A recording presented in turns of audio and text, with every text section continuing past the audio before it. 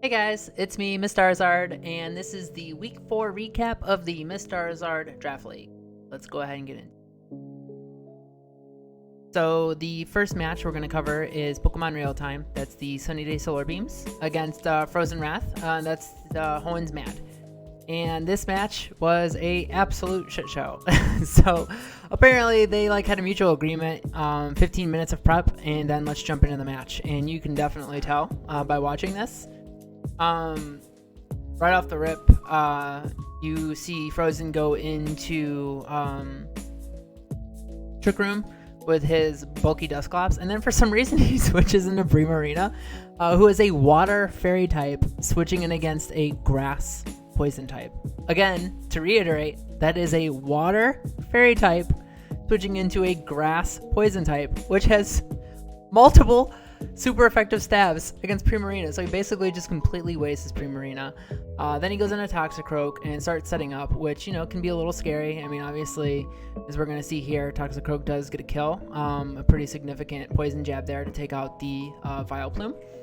Then RealTime goes into his Pikachu. First time we've seen Pikachu this season. Who puts in a pretty good chunk on the Dusclops, who gets Trick Room back up, and then Pain Splits against the Ninetales. Goes for Toxic to get that good DOT input, Ninetales on a timer, and then switches into Toxicroak, who I'm assuming has dry skin and takes super effective damage from fire, so not really sure what he was thinking there. And then this right here, he tries the Toxic Clefable. Clefable, who is notorious for its ability Wonder Guard, does not take damage from being statused for some reason. For some reason, he Toxics the Pokemon that doesn't take damage from Toxic. It's so funny to me how underprepared they were for this match. But RealTime comes out with the victory here, getting 4 kills for Clefable. So big match, big match for Clefable. The next match is Brad the Bad. That's the Miami Manectrix against Tatacool Threat. This is for Rachel. She makes a good predict into the Rune Ghost Pokemon, whose name I can never say, but then leaves it out there to eat a Hydro Pump, which is a really big loss to start off the match. We don't see Cofagrigus this week, who is our kill leader, and honestly, kind of surprised. It would have been really nice to have that defensive pivot, because that's something Brad relies on heavily. So it's good to kind of counter with your own pivot, and she doesn't really have one. Not a really good one, at least. So she spends a lot of this match really on the defensive. This Arcanine is also going to be huge for Brad. Yeah, it does take a little bit of damage from this Phantom Force here, but it does put in pretty good damage with Flamethrower. And then we do see Teleport, which is a really strange choice. But whatever. Maybe he wants to eat the damage before switching in. I guess I don't really get it, but it is definitely a choice. Then we see Russ Scrafty with a little bit of a buff. Really threatening here with Shed Skin. That's really good tech. But just not enough to... It's just not enough to take out this Type Null here. I mean, she basically trades Type Null for taking out the Scrafty. But the Scrafty was really threatening at that point in time. So, I mean, you'll take that. Arcanine does come in and revenge kill. And then... obviously Ferrothorn against Wishiwashi, very lopsided matchup. Wishiwashi does get good chip damage, and we are surprised to see the Steel type attack there against Wishiwashi, but either that was his only damaging move, or he was expecting a switch there, maybe into Hatterene, but that is not what we see.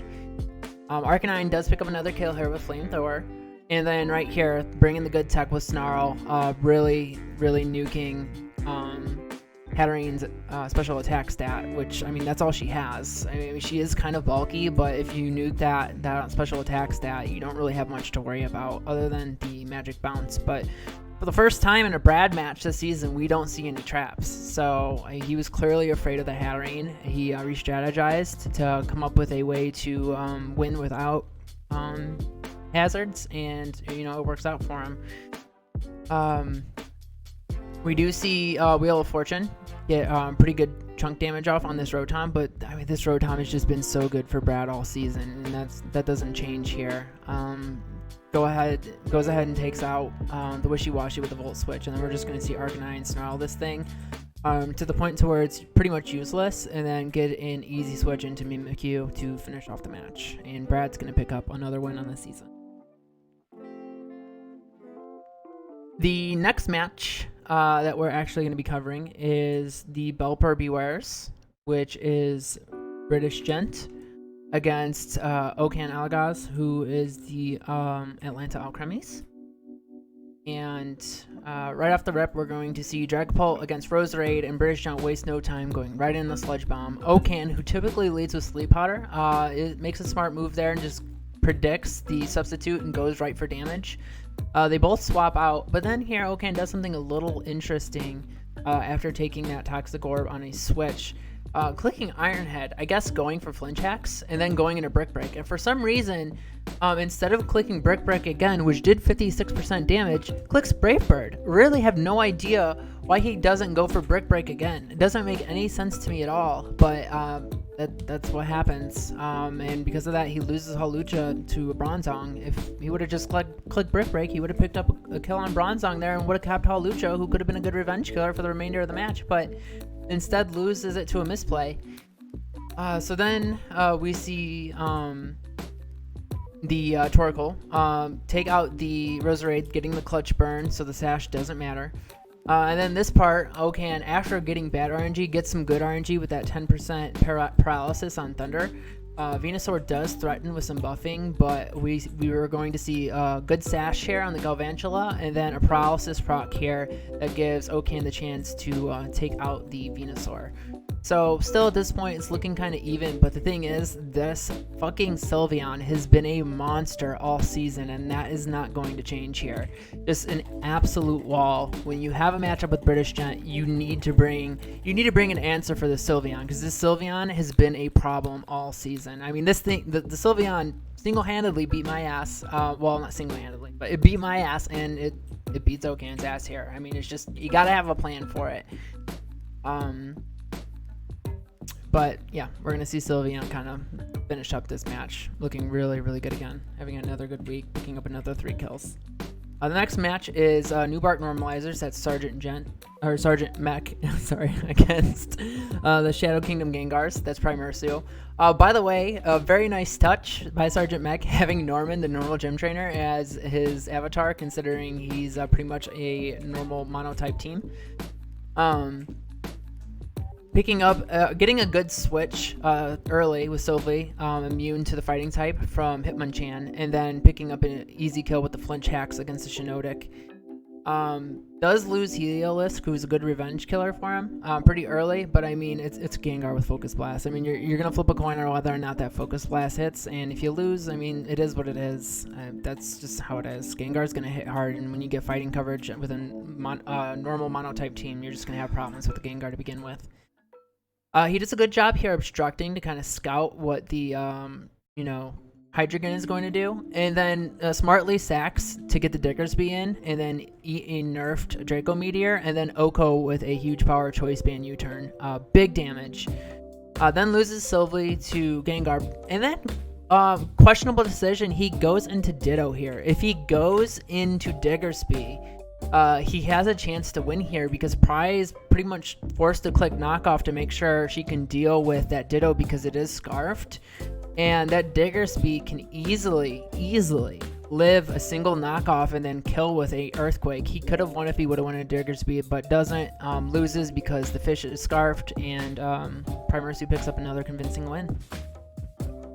The next match, Kerfungal against Riley Brooks, and that is Kerfungal, the Sandoval Salazzles against Riley Brooks, who is the Port Richie Pyukumukus. God, Riley, I'm so mad you make me say that every week. So here we see some really good tech. Previously on the Quillfish, you actually see Pyukumuku use Soak to make that black sludge proc a poison. Very good tech. And then you're going to see it soak the Ninetales here, so he doesn't have to take a stab freeze dry. So Pyukumuku putting in pretty good work here, also having a Lump Berry to get out of that freeze, so it was a good bring with the berry. And somehow this thing tanks a Volt Switch from Jolteon, super effective stab Volt Switch. So, I mean, this Pyukumuku is no joke. This is the first week we've really seen him use it effectively. but he does it in pretty convincing fashion. Manages to take out the Ninetales, put a good chunk of damage onto the Quillfish as well as getting it poisoned. And then makes the smart switch in to get that immunity, basically getting the Steelix in for free. And start setting up with Curse, but then we do see it actually get burnt by a Scald here this next turn, which really just, neuters its attack, so it's really non-threatening at that point. I mean, it'd make a good pivot, but with a burn and no real way to heal itself convincingly, Riley makes the right decision by just going ahead and letting it, be sacked to this Corviknight's Body Press. This next turn here, Crafungal goes ahead and continues the attack instead of taking the opportunity to set up and body presses to get that super effective damage on the Colossal, but does take burn because of Flame Body. We don't see Steam Engine, so I mean, I feel like Flame Body is the better option, because I mean, how often is that thing actually going to live a 4 times effective water attack, just realistically? But Corviknight basically becoming useless at that point. Then we see Weevil, super effective knockoff, big damage, big convincing damage. Then knocks off the leftovers from Steamy, and this right here is huge. Somehow that Colossal lives a low kick. Super heavy Colossal, living a fighting attack from a high attack. I just don't understand. Weevil's hit really hard. Like, I feel like that low kick definitely should have killed, but it didn't. This right here was amazing. Sturdy counter. We all already saw this once from Rachel with Avalug, but now we see it here again with Crustle. I love seeing the sturdy counters and mirror coats. Very cool tech. But it's all for naught because this Poltegeist is going to come in, set up, and just finish up the match. And that covers all the matches for the week. So let's go ahead and touch on the standings here. First off, in the Venusaur division, we have seen some movement due to Hoenn Mad's loss this week. We actually see him drop down to 3rd, and then Newbark Normalizers move up to 1st with Miami Manectrics at 2nd. All 3 of them are at 3 and 1, so the only thing determining who's in 1st, 2nd, and 3rd is the differential. So very close race so far in the Venusaur division, very early in the season. Even the Port Richey Pukumuku's not far behind at 2 and 2. If he wins this week and the others lose, he could find himself fighting for 1st place as well. So very close race in this division. Probably the best division statistically in the league so far. The next division, Charizard division, in 1st place is the Shadow Kingdom Gengars, 3 and 1 with a differential of 4. Right on our heels is myself, the Alawine City Volties at 2 and 2, as well as this is for Rachel at 2 and 2. The only thing differentiating us is our differential as well. Myself with positive 1 differential, and this is for Rachel with -1. And then again, just to remind everybody, the San Diego Talonflames have actually dropped out of the league for personal reasons. May return later, but that remains to be seen. And currently, every match will be a automatic 0-3 forfeit for them, awarding the opponent with a automatic 3-0 win. And that's actually where my win came from this week. So I didn't really earn it, but I mean, everyone's going to get that benefit, so I don't feel bad about it. The next division is the Blastoise division. In 1st place, the Belper Bewares, who have looked extremely strong so far this season.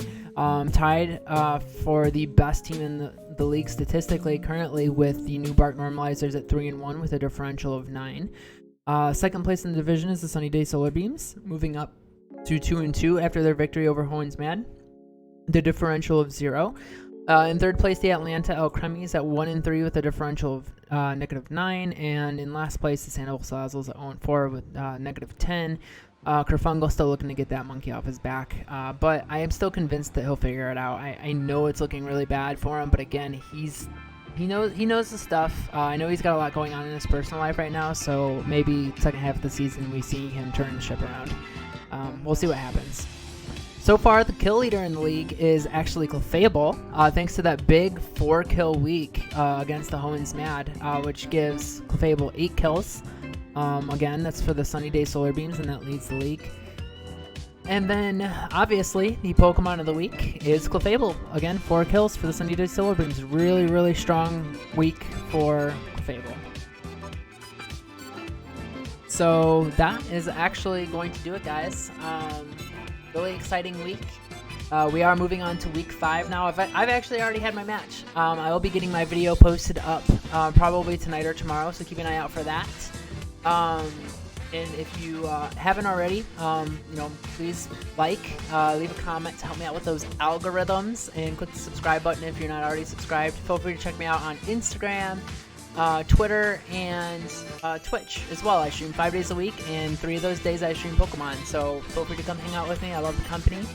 And yeah, that's gonna do it for me for today. Have a good one, guys.